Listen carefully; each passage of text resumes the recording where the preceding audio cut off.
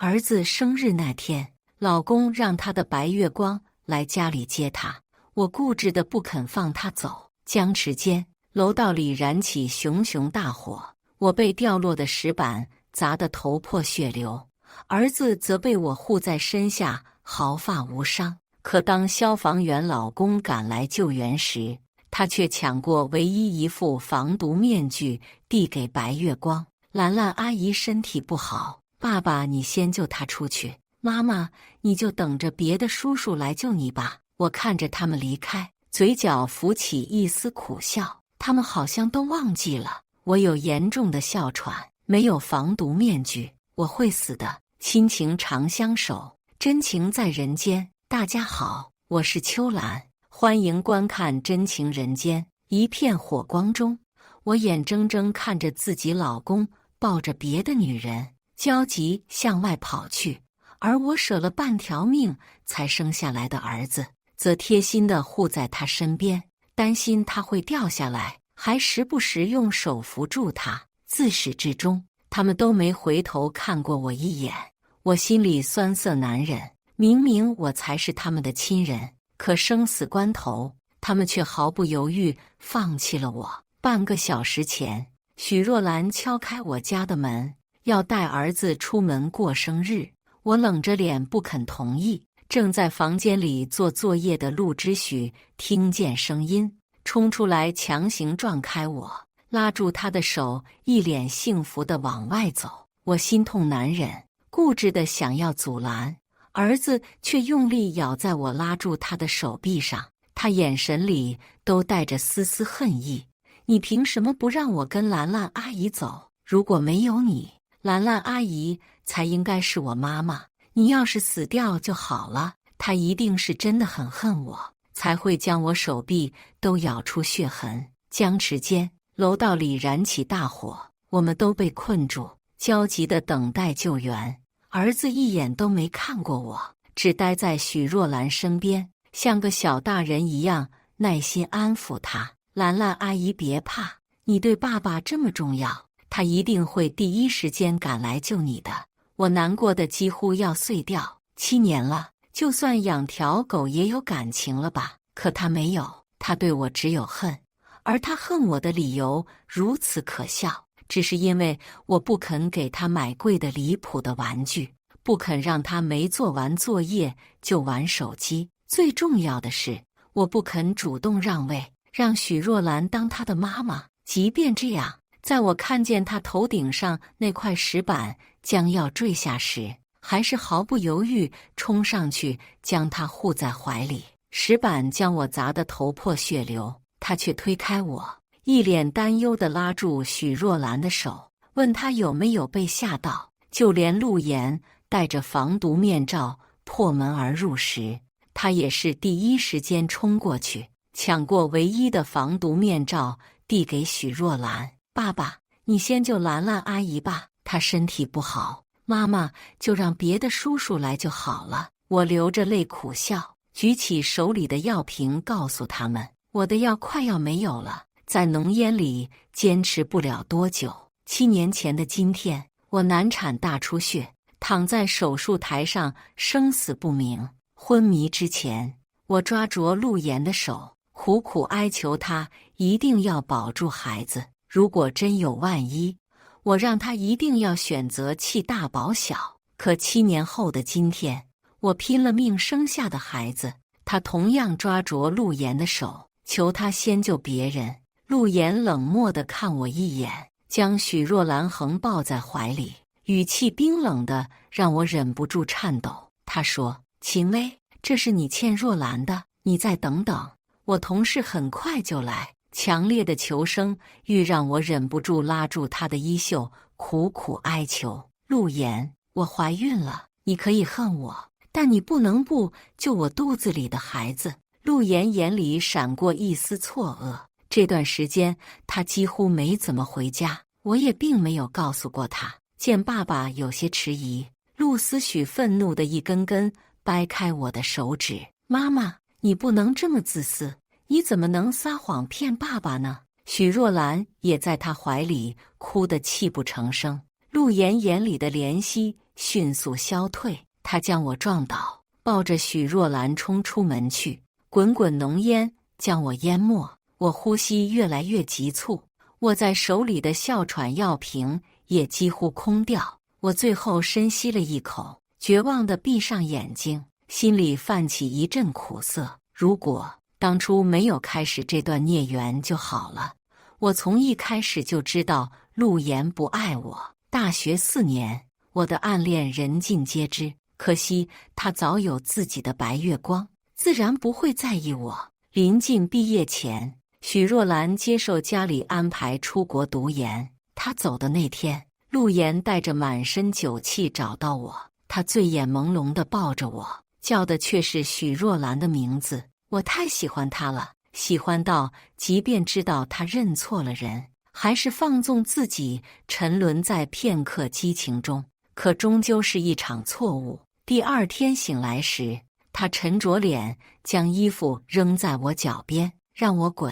本以为只是一次露水情缘，我却意外怀了孕。陆岩给了我一场婚礼，让我把孩子生下来，却给儿子取名陆思许。大概是真的不爱我，所以在许若兰回来后，他才会放任他一次次挑衅我，甚至允许他到我家来接走陆思许。在我歇斯底里质问陆岩时，就连儿子也站在他那边。他说：“妈妈，你没有兰兰阿姨漂亮，也没她那么温柔，为什么你不自己离开呢？这样爸爸就能和她在一起，兰兰阿姨就能当我妈妈了。”我的意识越来越模糊，眼睛也快要睁不开了。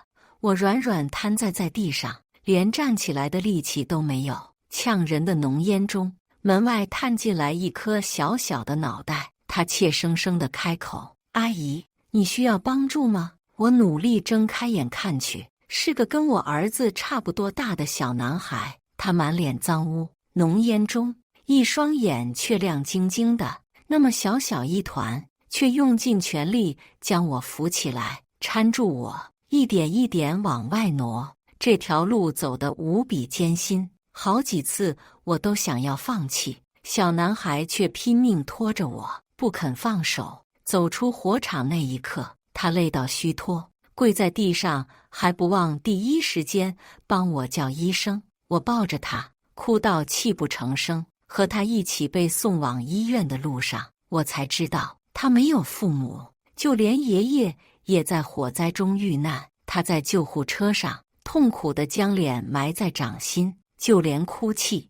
都努力压抑着，害怕打扰到旁人。我莫名有些心疼，拉住他的手，问他愿不愿意让我收养他。他欣喜到眼睛都在发光，却仍然隐忍着摇头，说不愿给我添麻烦。我苦笑着告诉他，就连我自己都是个大麻烦，又怎么会害怕别人给我添麻烦呢？我和他约定，等出了院就去办领养手续。我在医院里躺了3天，由于吸入太多浓烟，肚子里的孩子也没能保住。这3天里，陆岩和儿子没来探望过我一次，就连电话也没打过。明明他们就在离我不远的另一间病房里，忙着照顾根本没受伤的许若兰。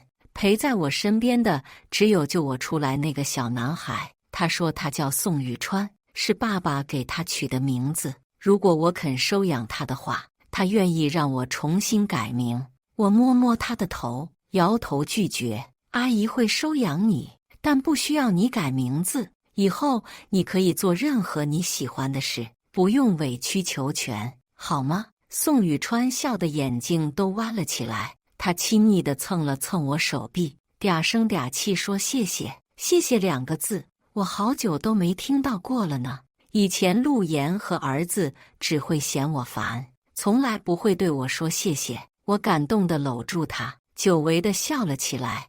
我是在走廊里遇到陆岩父子的。那会我刚做完人流手术，宋宇川小心地扶着我走回病房，刚转过拐角，迎面遇上被陆岩父子搀扶着的许若兰。他们3人有说有笑，看起来更像一家人。我本以为自己会心痛的厉害，却意外的没什么波澜。我就这么静静的与他们擦肩而过，反而是陆岩没忍住，出声叫住了我。我回过头去，竟在他眼里看见一丝担忧。他问我：“秦薇，你没受什么伤吧？”我忍不住想笑，当然没有，只是哮喘犯了，差点死在浓烟中，头也缝了几针，现在还缠着纱布。偏偏他眼盲心瞎，一点看不出来。还有，肚子里的孩子也没有了。不过幸好，否则有个如此冷血的爸爸和哥哥，不知道是不是姓氏。见我不吭声，陆岩的视线缓缓落在我小腹上，看着我平坦的小腹，他嘲讽一笑：“秦薇，我还以为你真的怀孕了。看来思许说的没错，你只是自私的想要骗我先救你而已。”陆思许也在一旁用怨怼的目光盯着我。事到如今，解释反倒没有必要了。我淡淡点头，随你怎么想。看到我还活着，你们一定有些失望吧？不过没关系。我抬眼盯住陆岩毫无波澜的双眼。陆岩，我们离婚吧，我放你自由，让你去追寻自己的真爱。我又转头盯住陆思许，还有你，如你所愿，我不再是你的妈妈了。看着他们惊愕的脸，我无声地笑了起来。真好，大家都解脱了。我转身想要离开，陆岩却握住我手腕，他声音都有些颤抖：“秦薇，你什么意思？就因为我先救了若兰，你就要跟我离婚？你又没出事，就连怀孕都是骗我的，我还没怪你，你反而要跟我离婚，你至于吗？”我懒得辩解，沉默着想要挣脱开来，可他的手指愈发收紧，攥得我手腕都开始发红。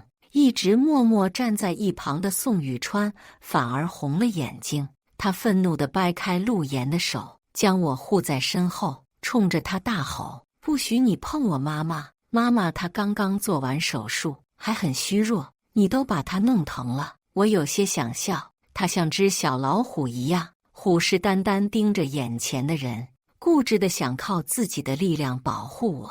可惜他太瘦小了，所以当陆思许冲过来时，他轻而易举就被压在了身下。陆思许举起拳头砸在他身上：“你胡说八道，她是我的妈妈，不是你的。”宋宇川被打得毫无还手之力，他抱着头左右闪躲着，嘴里却仍不肯服输：“她现在不是了，妈妈说你不要她了，是你将她扔在火场里，你希望她去死。她说了，是我救了她，以后她就只当我一个人的妈妈。”陆思许有片刻的愣着，他眼圈也有些泛红，可一低头，他看见宋宇川脖子上那条银质的平安锁项链时，又恢复了愤怒的模样。他伸手拽断那条项链，死死捏在手中，一张小脸气到发红：“这是我妈妈的，你凭什么戴？”他忽然仰起脸，带着一丝祈求看着我：“妈妈，你不是说过这是送给我的吗？为什么要给她戴？”我笑了笑，伸手将她拽了起来，没有抱住她，而是轻轻将她推开。我扶起宋宇川，替他拍干净身上沾染的尘土，将他揽入怀里，顺便一把扯过陆思许手里的项链，平淡地提醒他：“同样款式的项链你也有一条的，是你嫌丑扔进了垃圾桶。去年他生日时，我花了半个月时间学着打了2条一模一样的平安锁项链，不停地捶打，导致手都被磨出了血。我把最完美的那条送给他，另一条则挂在自己脖子上，可他收到时连看都懒得看，就扔掉了。转头抱着许若兰送给他的新款乐高，面带嫌弃地对我说：“妈妈，你以后不要再送那些不值钱的东西给我了。”我看着躺在垃圾桶里的项链，心都在滴血，却只能尴尬地笑着点头说好。如今他反倒要来抢宋宇川的这条，他见我不肯帮他，委屈的眼泪都出来了。妈妈，我就要这条，你能不能？你如果喜欢的话，让爸爸给你买一条就好了。我平静地打断他的话，牵住宋雨川的手，想要离开。一转头，却正对上陆岩阴沉的能滴出水的目光。微微，这个小孩刚刚说你做了手术，是什么手术？我毫不在意地耸耸肩，当然是流产手术了。见我说得如此轻巧，陆岩眼眶都开始泛红。他极力克制着自己的情绪，尽力保持镇定，可开口时，声音还是止不住染上一丝痛色。微微，你把我们孩子打掉了，为什么？此刻，我看他的眼神仿佛在看个白痴。为什么？陆岩，你是消防员，你不会不知道那些烟雾里有多少有毒气体。我告诉过你我怀孕了，可你还是把防毒面罩给了许若兰。现在你问我为什么？你是在装傻吗？我不想再看他，多一秒都怕自己想吐。陆岩颤抖着手想要抱我，一直默不作声的许若兰却忽然扶住额头，软软的倒向一旁，不偏不倚，刚好倒在陆岩身上。原本伸向我的手骤然收回，扶住了他。许若兰虚弱地看向我，带着一丝歉意开口：“秦薇，对不起，我不是故意破坏你们一家团聚，我就是有点头晕。”陆岩知道的，我一向身体不好。我静静看着他演戏，面带微笑的点头表示理解。随后，不顾身后陆岩父子焦急的呼喊声，拉着宋雨川头也不回地离开了。自从在走廊里遇见陆岩父子后，他们倒是开始关心我，不仅3天2头往我病房跑，就连对宋雨川的态度也缓和了不少。我不想在离婚前撕破脸皮，所以并没阻止，只是对他们态度一直淡淡的。反倒是宋雨川，每次他们来时都黑着脸，一直到他们离开，才恢复软软萌萌的样子。那天他问我：“秦妈妈，我能不能不和陆思许做朋友啊？”我有些好笑地看着他：“当然可以，不过你为什么这么讨厌他呢？”我以为他这个年纪都喜欢和差不多的同伴一起玩，因为他伤害过你啊。他攥紧拳头，满脸不忿。如果是我妈妈，我一定不会让他有一点危险。而且他仰起头，看着我的眼神里全是心疼。我能感觉到，你每次见到他都很不开心，可他根本不管你的心情，只顾着自己开心。我有些许的愣怔。以前陆岩曾说过，像我这样自私的女人，没人会爱我。但现在，宋雨川爱我，最重要的是，我也开始学着爱自己。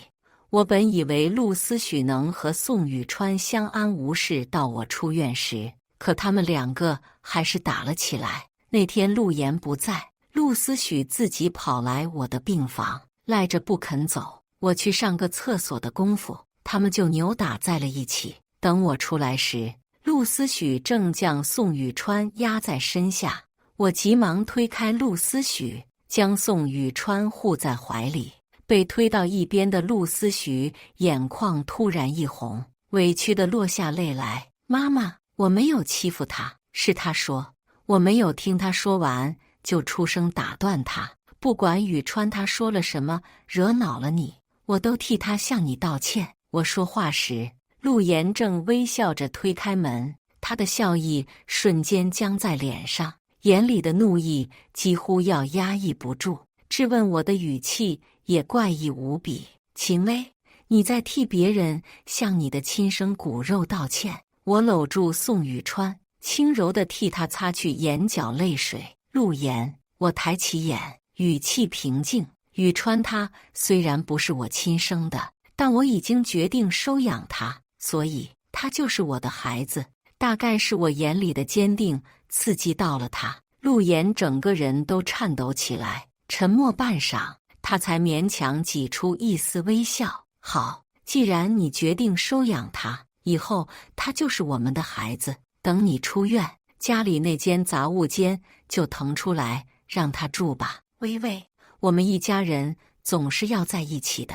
他话音刚落，宋雨川就抬起头，他语气急促，似乎怕晚1秒就会来不及。我不需要爸爸，只要妈妈。我忽然笑了起来，宠溺地揉着他的头发。好，只要妈妈，不要爸爸。抬头时，我脸上的笑容瞬间消失。陆言，等我出院，就去把离婚手续办了吧。向来冷静自持的陆言也开始慌张起来，他想要来拉住我的手，却被我轻巧避开，只抓住一把空气。大概是从没想过我有一天会拒绝他的触碰。陆言整张脸都透露着不可置信，他的声音微微发抖，是竭力压抑着怒气的表现。秦薇，你真的想清楚了吗？如果离婚，陆思许归我，你以后不许再跟他见面。我眼眉低垂，面上无波亦无澜。好，反正等许若兰成为他妈妈后，他也不会想要见我。让我意外的是，陆思许竟然哭着扑进我怀里。不是的，妈妈，我只是不喜欢你管我而已。我不想让兰兰阿姨当我妈妈，到底是自己的骨肉。我犹豫许久，还是轻轻揽住她肩膀。她在我怀里哭得很伤心，两只手也紧紧攥住我衣袖，仿佛怕自己一松手，我就会消失不见。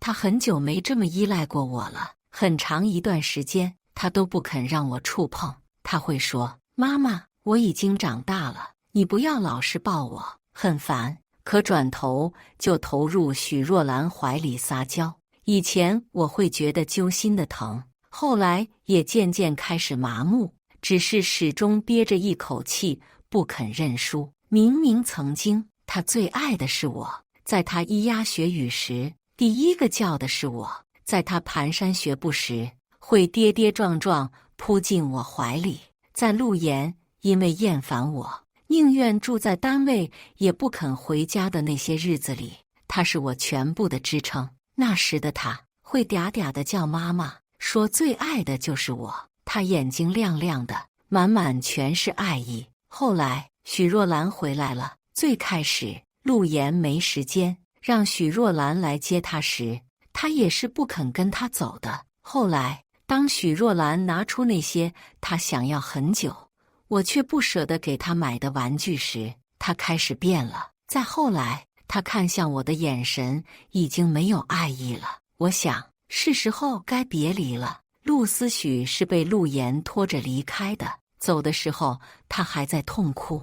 以前我疼爱他的时候，他流一滴泪我都会觉得心疼不已，但现在我已经没什么感觉了，甚至还觉得他哭起来有点吵。也不是不爱他了，只是不想再付出那么多真心而已。出院那天，陆言带着陆思许来接我。嫁给他这么多年，哪怕是当初生陆思许时，他都没来接过我。我还记得那天很冷，出院时下了一场不算大的雨。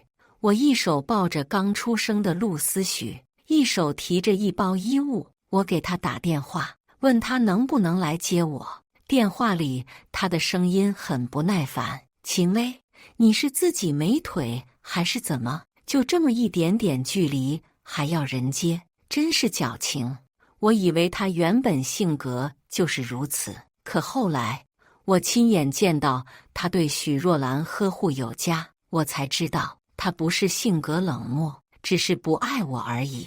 我是牵着宋雨川一起回家的。出院之前，我已经提前在网上看好了房子，是一套不大的小两居，小，但是布置得很温馨。陆言将我们送到新房子楼下，下车时，他忽然抓住我手腕：“薇薇，你想好了是吗？”他眼里有种我看不懂的期待。我直视着他的眼睛，冷静地点头。他眼里的期待瞬间消失得无影无踪，又恢复了那副平淡无波的模样。好，秦薇，3天后我在民政局等你。我带着宋雨川下车，陆思许红着眼，想要跟着我们一起。却被陆岩拦住。他挣扎着，哭喊着求我带他一起走。妈妈，我错了，你能不能别不要我？我以后不玩游戏了，我也不要那些玩具了。妈妈，你别走。车门被重重关上，透过车窗，我看见他被陆岩死死按住。宋雨川轻轻捏了捏我的手。怎么了？我低下头，尽量平静地问他，可哽咽的声音还是出卖了我。他踮起脚，摸了摸我的头。妈妈，别难过了，我保证我会很听话的。我再也忍不住，捂住脸，小声啜泣起来。曾经毫无保留地付出过，所以乍然收回时，还是会剥皮抽筋般痛苦。不过无所谓了，一切都会过去的。3天后，我和陆岩办完离婚手续，又马不停蹄带着宋雨川去办收养手续。过了户口后，我和他正式成为一家人。我在离家不远的地方盘下一处店面，开了一家小小的花店，是我从前的梦想。只是以前忙着照顾陆思许，后来又忙着和许若兰斗，一直没能实现。如今我无拘无束，可以做任何自己喜欢的事。生意不算特别好，但足够养活我和宋雨川。日子在平淡中一天天过去，来我花店订花的大多都是周围邻居，渐渐的也有了一些老顾客。宋雨川在学校里也交到一些好朋友，有一位女生跟他特别要好，每天放学都会到我店里玩上一会，每次都是他爸爸来接他，走的时候会顺便带上一朵粉色玫瑰。那天我无意间问起是不是送给孩子妈妈的，他沉默了一会，轻轻点头。你跟你老婆感情真好，真让人羡慕。我笑着打趣道，可他骤然红了眼眶。不是我老婆。面对我诧异的眼神，他有些不好意思。是我姐姐，晴晴是我侄女。2年前，姐姐和姐夫出了车祸，她声音愈发哽咽，听得我心里莫名难受。晴晴没人照顾，我就接到身边。原本正在一边忙着玩游戏的梁小芝忽然凑了过来，坏笑着将我们推在一起。我忽然红了脸，故作生气地在宋雨川屁股上轻轻拍了一巴掌。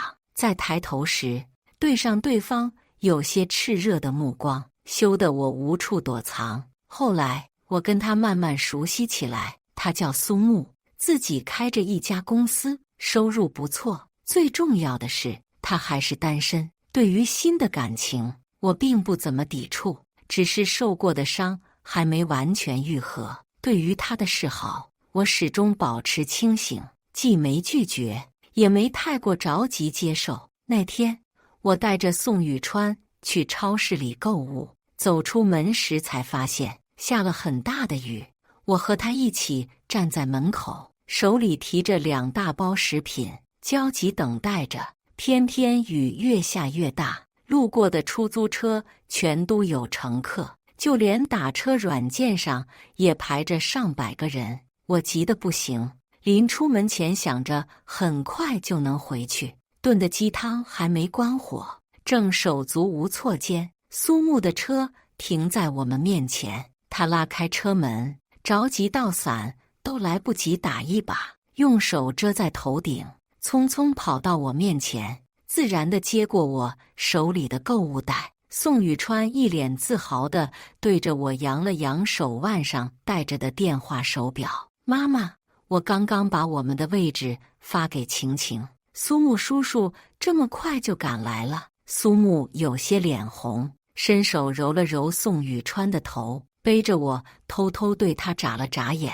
我没忍住笑出声来，原来被人在意的感觉这么好。怕我被淋湿，他还特意脱下外套盖在我头上，另一只手虚虚地护住我，将我送到车上。我坐在后座上，看着宋雨川和他有说有笑，眼眶都有些湿润。到了楼下，苏木执意要帮我把购物袋提上楼，我没有拒绝。宋雨川走在我们中间，伸出手分别牵住我们。我看着水里我们的影子，忽然觉得就这样一家3口也不错。我们说笑着上楼，刚出电梯，我就顿住了脚步。陆思许正捧着一个精致的盒子站在我家门口，而陆岩正带着满脸笑意陪在他身边。看到苏木时，陆岩的笑意瞬间消失，他勉强扯动嘴角，声音也听起来怪异无比。微微，最近还好吗？挺好的，我漫不经心地回答，绕过他和陆思许，拿出钥匙开门。苏木牵着宋雨川跟在我身后，陆岩也牵着陆思许想要跟进来，却被我伸手挡住。没什么事的话就不要进来了。陆岩顿住脚步，整个人僵在原地，而陆思许对我的话充耳不闻，试图从我手臂下钻进去，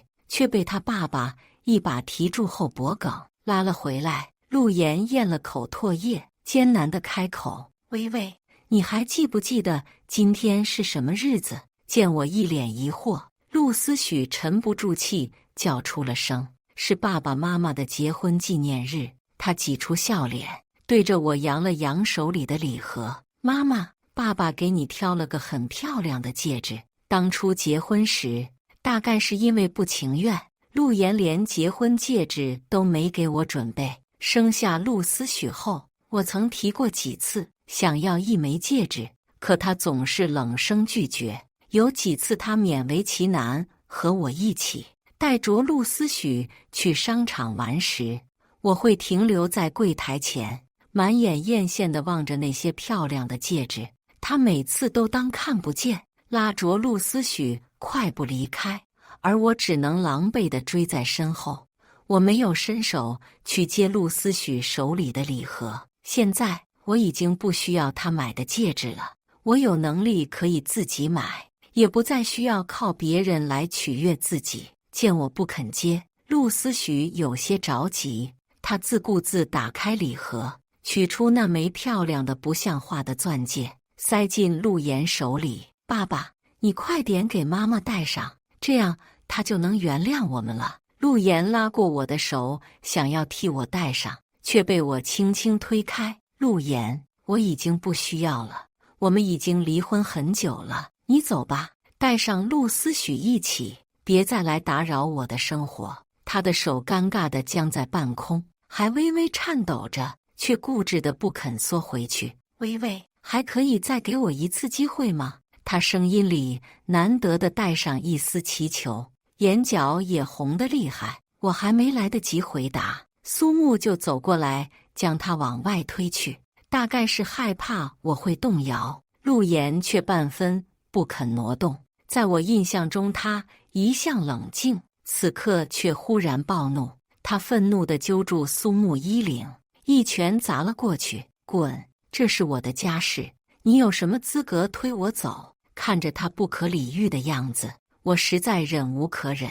啪的一声，空气都安静了下来。陆岩捂住脸，不可置信地看着我。我上前一步，牵住苏木的手，微笑着看向陆岩：忘了跟你介绍，这位是我男朋友苏木，所以他大概是有资格赶你走的。陆岩抬手捂住眼眶，在我面前哭得像个孩子。刚离婚那会，我幻想过他后悔的样子，如今看到他如此狼狈，我却没有像预料之中那般解气。大概是因为真的不在乎了，所以无论如何都激不起波澜。离开前，他伸手想要拥抱我一下，却被我挡开。陆岩，以后不要再来了，还我一份清静，好吗？陆岩沉默着点头，带着陆思许离开了。走的时候，陆思许还抱着我的腿，求我让他留下。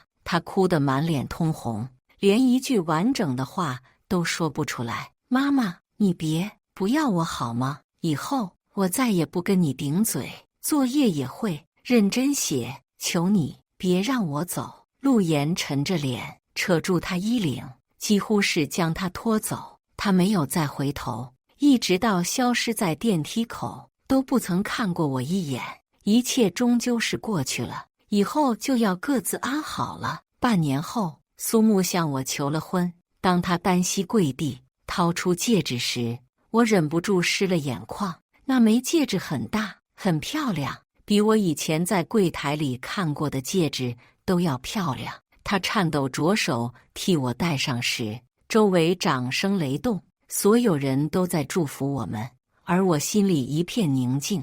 大概这就是爱情最美的样子，会让人安心，不用每天患得患失。最重要的是，会让人觉得自己值得被爱，而我值得这一切。苏木给了我一场盛大的婚礼，甚至没有让我操一点心。我没有给陆岩发去请柬，但婚礼那天他还是来了。我挽着苏木站在酒店门口时，远远看见他牵着陆思许站在街对面。陆思许不停挣扎着想要冲过来找我，但陆岩死死牵住他，不肯松手。他眼睛红得可怕，和我四目相对时，终究还是没忍住，落下泪来。我平静地移开视线，脸上带着温柔的微笑，与当初我和陆岩婚礼时的微笑不同，这一次是真正幸福的笑容。番外，离婚后，陆岩失眠过很长一段时间，他不敢闭眼，一闭上眼，秦薇就会在他眼前晃动。他甚至不敢回家，客厅里还保持着火灾后的模样。他一踏进去，就会不由自主开始恨自己，恨自己当时为什么会选择许若兰。他也控制不住地开始恨许若兰，还有陆思许。如果不是因为陆思许求他先救许若兰，秦薇是不是就不会走？他终于后知后觉地发现，自己爱的是秦薇，至于许若兰，不过是年少时的不甘心而已。所以当许若兰问他要不要结婚时，他想也没想就拒绝了。许若兰红着眼问他为什么，他看着他那张讨厌的脸，几乎是咬牙切齿地说道：因为你连秦薇的头发丝都比不上。陆思许在他面前哭过很多次，闹着要找妈妈，每一次他都恶毒地盯着他，告诉他：你妈妈不要你了，她已经有新的孩子了，你对她来说什么都不算。他冷漠地看着陆思许哭到几乎昏过去，没有一丝怜悯。要不是因为他，秦薇怎么会死心，怎么舍得离开自己？陆思许也同样恨他。这种恨意随着他慢慢长大，越来越浓，到后来他们甚至不再和对方说话。秦薇婚礼那天，陆岩带着陆思许去了现场，他站在街对面，看着他微笑的样子，忽然就有些释怀。他看起来真的很幸福，笑起来也真的很好看。刚结婚那会，他也这样对自己笑过。那时陆岩以为他会永远在自己身边，所以才肆无忌惮地伤害他，是自己亲手将他弄丢。最可恨的从来就只有自己。陆岩眼睁睁看着他挽着苏木的手消失在自己面前，他缓缓蹲下身，将脸埋在掌心，哭得不能自已。遗憾和难过瞬间将他淹没，可又能怎么办呢？他和秦薇终究是要到此为止了。感谢大家的观看，欢迎大家在下方评论区讨论。如果你喜欢这类故事，记得点击订阅《真情人间》，并分享给更多的人，这会对我帮助很大。再次感谢大家的观看。